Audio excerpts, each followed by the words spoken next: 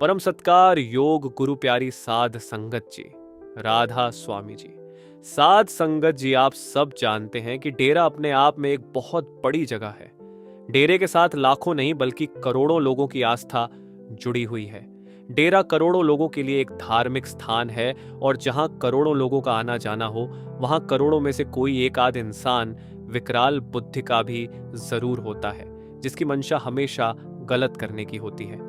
आज मैं आपको ऐसे ही एक सेवादार की साखी सुनाने जा रहा हूं, जिसने डेरे को बदनाम करने के लिए एक ऐसा प्लान बनाया जिससे कि लोगों का विश्वास डेरे पर से टूटने लगे।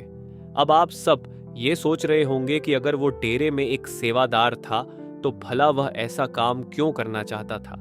साध संगत जी, सेवादार भी इंसान ही होते हैं और इस दुनिया में कुछ लोग ऐसे होते हैं जो छोटी सी बात को अपने दिल और अपनी ईगो पर ले लेते हैं और उनके अंदर फिर बदले की भावना आ जाती है।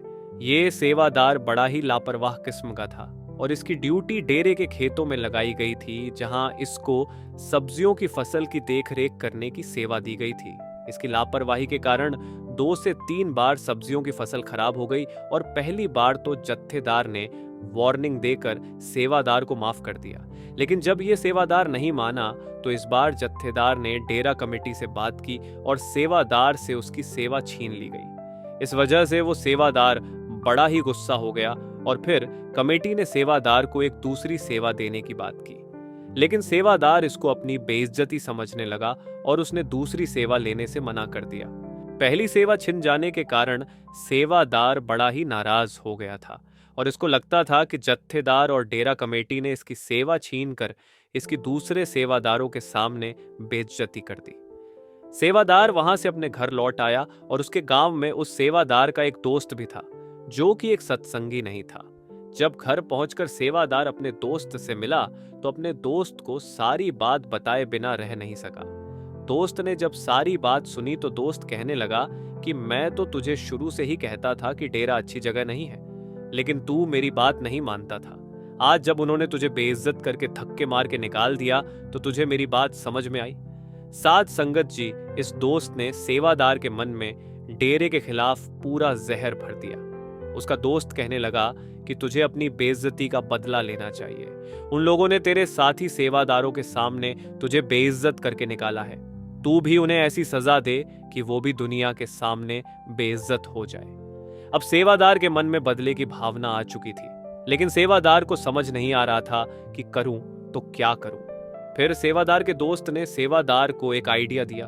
उसके दोस्त ने कहा कि तू मुझे भी डेरे लेकर चल। हम डेरे में मांस और शराब लेकर चलेंगे और वहां कमरे में बैठकर पिएंगे और उसके बाद मांस के टुकड़े और शराब की खाली बोतल को हम डेरे में ही ऐसी जगह पर फेंक देंगे जहां बहुत ज्यादा संगत आती जाती हो। जब संगत ये सब देखेगी तो संगत पर डेरे के प्रति उल्टा प्रभाव पड़ेगा और ये बात बहुत जल्दी सारी संगत में फैल जाएगी कि जो डेरा अपनी संगत को शराब और मांस से दूर रहने की हिदायत देता है, उसी डेरे में ही सब मिला है। इससे संगत का विश्वास टूटने लगेगा और तेरी बेइज्जती का बदला पूरा हो जाएगा। सेवादार तो अब वैसे भी बदले की भावना लिए ही बैठा था, क्योंकि उसके मन में तो दोस्त ने डेरे के खिलाफ जहर भर ही दिया था। तो सेवादार ने कहा कि ठीक है, हम ऐसा ही करते हैं। डेरा कमेटी और जत्थेदार से अपनी बेइज्जती का बदला लेने का सबसे आसान तरीका यही है। फिर 2-3 दिन के बाद सेवादार अपने दोस्त के साथ बस में बैठकर डेरे के गेट पर पहुंच गया और उस समय डेरे में एंट्री के समय चेकिंग करने के लिए कोई आधुनिक मशीन नहीं थी। इसीलिए ये दोनों उन बुरी चीजों को बड़ी चालाकी से छुपाकर डेरे के अंदर दाखिल हो गए। उस सेवादार का दोस्त डेरे से नहीं जुड़ा हुआ था, इसीलिए को बाबा जी की शक्तियों के बारे में कोई अंदाजा नहीं था। लेकिन सेवादार को पता था कि बाबा जी तो जानी जान है, उनसे कुछ नहीं छुप सकता।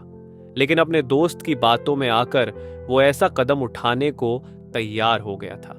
अब ये लोग उन बुरी चीजों के साथ डेरे में दाखिल हो गए और हॉस्टल के एक कमरे में गए और अंदर से कुंडी बंद करके अपने काम को अंजाम देने की तैयारी करने लगे। ये करते हुए इन्होंने देखा कि कमरे में पानी नहीं था। सेवादार ने अपने दोस्त से कहा कि तू 2 मिनट बैठ, मैं बाहर से पानी लेकर आया। अब सेवादार जैसे ही कमरे के दरवाजे को अंदर से खोलने लगा तो दरवाजा ही नहीं खुला। सेवादार ने बहुत जोर लगाया लेकिन दरवाजा नहीं खुला। सेवादार ने सोचा कि शायद किसी ने गलती से दरवाजा बाहर से बंद कर दिया है। सेवादार अंदर से आवाजें देने लगा। बहुत देर आवाज देने के बाद बाहर से एक दूसरे सेवादार की आवाज आई और उसने बताया कि कमरे के दरवाजे पर बाहर से ताला लगा हुआ है और चाबी मेरे पास नहीं है, इसलिए मैं कुछ नहीं कर सकता।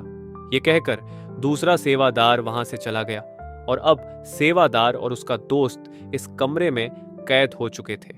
ऐसे ही रात हो गई, लेकिन इनकी आवाजें किसी ने नहीं सुनी। पूरी रात ये दोनों कमरे में बंद रहे और सुबह किसी ने बाहर से ताला खोला और ताला खोलने वाले सेवादार ने कहा कि आप दोनों को बाबाजी के पास चलना होगा। ये सुनकर सेवादार डर गया और वह सोचने लगा कि लगता है बाबाजी को पता लग गया कि हम किस मंशा से यहाँ आए हैं। डरते हुए सेवादार और उसका दोस्त बाबाजी के सामने गए और बाबाजी ने दोनों को कहा कि तुम दोनों को मैंने कमरे में बंद करवाया था। अगर मैं ऐसा ना करता और दूसरे सेवादार तुम्हें बुरा काम करते देख लेते और गुस्से में आकर वो तुम्हारे साथ कुछ भी कर सकते थे, और इस बुरे सामान के साथ तुम्हें डेरे की एंट्री पर भी कोई दिक्कत नहीं आई। अगर वहां इस सामान के साथ पकड़े जाते तो वहां भीड़ लग जाती और वहीं पर गुस्से में संगत और सेवादार तुम्हारे साथ कुछ भी कर देते, इसीलिए तुम्हारी एंट्री आसानी से हो गई। बाबाजी की यह बात सुनकर सेवादार शर्मिंदा हो गया और बाबाजी के पैरों में गिर पड़ा और कहने लगा कि बाबाजी, मैं डेरे को बदनाम करना चाहता था और आपने सब जानने के बाद भी मेरी इतनी संभाल की मुझे दूसरे सेवादारों के गुस्से का शिकार होने से बचा लिया। मुझे माफ कर दो, मैं अपनी करनी पर बड़ा ही ज्यादा शर्मिंदा हूं। सेवादार बहुत जोर जोर से रोने लगा। फिर बाबाजी ने समझाया कि बेटा, न तो डेरा कभी किसी की बेइज्जती करता है और ना ही किसी को नाराज करता है। तुम अपनी मर्जी से अपने मन में डेरे के लिए गुस्सा भरकर बैठ गए थे। खेतों की सेवा अगर तुमसे नहीं हो पा रही थी तो कमेटी ने तुम्हें दूसरी सेवा देने की बात कही थी, लेकिन तुम इसको अपनी बेइज्जती समझकर बैठ गए और अपने इस दोस्त की बातों में आ गए। ये सारी बातें सेवादार का दोस्त भी पास में खड़ा सुन रहा था और अब उसकी भी आंखें खुल चुकी थी। अभी तक वो डेरे को एक मामूली जगह और बाबाजी को एक मामूली इंसान समझता था, लेकिन बाबाजी से मिलने के बाद उसकी सोच ही बदल गई। वो सोचने लगा कि बाबाजी ने अपने सेवादार की जान के साथ साथ मेरी जान भी बचा ली, जबकि मैं तो डेरे से कभी जुड़ा ही नहीं। सेवादार का दोस्त भी बाबाजी से माफी मांगने लगा। साध संगत जी, गुरुओं का दिल तो दया का सागर होता है। हम गलती करते हैं और गुरु हमें माफ कर देते हैं। बाबाजी ने दोनों को माफ कर दिया और सेवादार को समझाया कि संगत सेवा पाने के लिए तरसती है और तुम बख्शी हुई सेवा को ठुकरा कर गलत रास्ते पर चल दिए। तुम अपनी कमाई को मिट्टी में मिलाने लगे थे। सेवादार बार बार बाबाजी के आगे रोए जा रहा था और उसके बाद सेवादार ने अपने मन से दूसरों के लिए गुस्सा और ईगो को निकाल दिया और दोबारा से डेरे में मन लगाकर सेवा करने लगा। और सेवादार का दोस्त भी बाबाजी से इतना प्रभावित हुआ कि वो भी डेरे में सेवादार बन गया। साध संगत जी, हम चाहे लाख बुरे क्यों ना हो, लेकिन फिर भी सतगुरु हमारी संभाल करते हैं। इस सेवादार ने डेरे के खिलाफ इतनी बड़ी साजिश रची और बाबाजी ने जानने के बाद भी सेवादार और उसके दोस्त को संगत के गुस्से का शिकार नहीं होने दिया, क्योंकि भीड़ जब गुस्से में आती है तो फिर वो जान से ही मार देती है। और यहाँ तो करोड़ों लोगों की आस्था का सवाल था। संगत इन्हें बुरी चीजों के साथ पकड़ लेती तो गुस्से में इन्हें मार भी सकती थी, लेकिन बाबाजी ने इन दोनों की बड़े ही अच्छे ढंग से संभाल कर ली। यहाँ हमें एक बात और समझनी चाहिए कि जब सद्गुरु ने किसी रूह को अपनी ओर लगाना होता है और अगर वो रूह आसानी से इस ओर ना लगे तो सद्गुरु कोई ऐसा बहाना बना देते हैं कि उस रूह को आना ही पड़ता है। अगर ये सब ना हुआ होता तो सेवादार का दोस्त कभी भी डेरे ना आता और डेरे के साथ ना जुड़ता। साध संगत जी, ये साखी आपको अच्छी लगी तो कमेंट में राधा स्वामी लिखना मत भूलना। और आप हमारे फेसबुक पेज के साथ भी जुड़ सकते हैं जी, वहां हम बाबा जी के लेटेस्ट अपडेट डालते रहते हैं। लिंक हमने डिस्क्रिप्शन में दे दिया है, आप चाहे तो हमसे वहां भी जुड़ सकते हैं। गुरु प्यारी साध संगत जी, राधा स्वामी जी।